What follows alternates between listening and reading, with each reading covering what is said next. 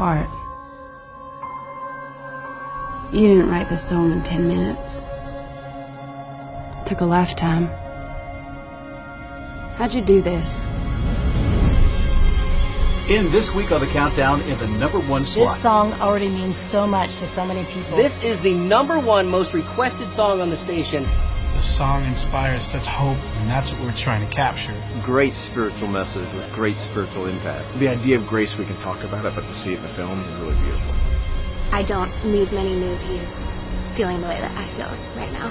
I love a really good story, but I go to the movies to feel things. And they're telling a great story. There's something special about this project. I can only imagine is the best-selling Christian song of all time.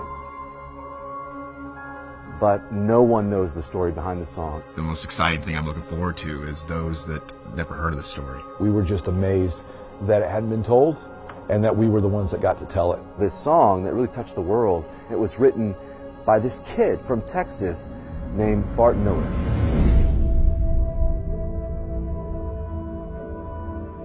I'm gonna teach you something, Bart.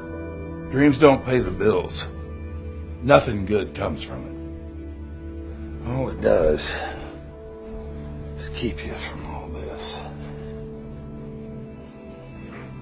From knowing what's real.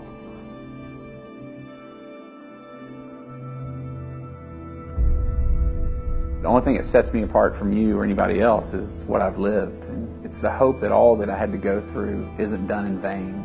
We began to hear more about Bart's story, and just a very interesting, complex father-son story. Bart wanted to be a football player because his dad was a football player. Freak accident, junior year high school, broke both his ankles, and he had to take an elective. It's his music teacher, played by Priscilla Shirer, that first realizes that this kid has a gift, like a real gift. When I read this script, I was so excited. I had chills on my arms, literally, because you're so excited about seeing how this story is going to play out. Miss Fletcher, you can't do this to me. Okay, you don't understand. Millards play football. Millards do not sing. Mm-hmm. Oh, what a beautiful morning. More and more, Bart realizes that he loves music, but it creates tension with his dad, because his dad doesn't understand it, dad doesn't believe in it, and this guy with this huge personality and this huge sense of humor, you know, had a tough life at home. Mercy me, that can't be his real voice.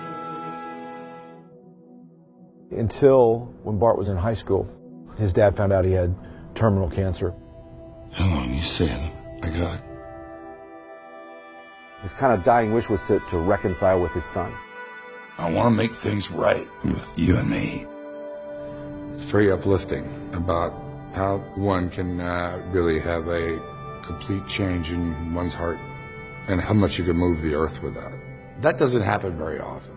It's all about the redemption quality of the whole thing. It's the fact that if the gospel could change that dude, it can change anybody. So much so that to this day, that's all my life is about. It's because of what happened to my father.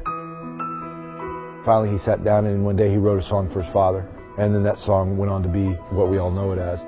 People love this song. People feel this rush of hope when they hear this song. And that's what we want this movie to be, to give people hope. It's interesting, it's compelling, it's real, you know.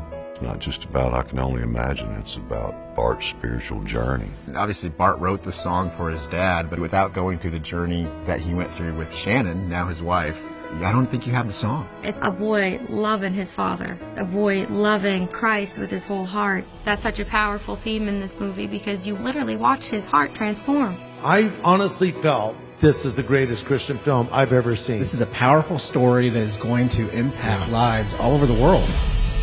My dad was a monster, and I saw God transform him from a man that I hated into the man I wanted to become. I wrote it for my dad.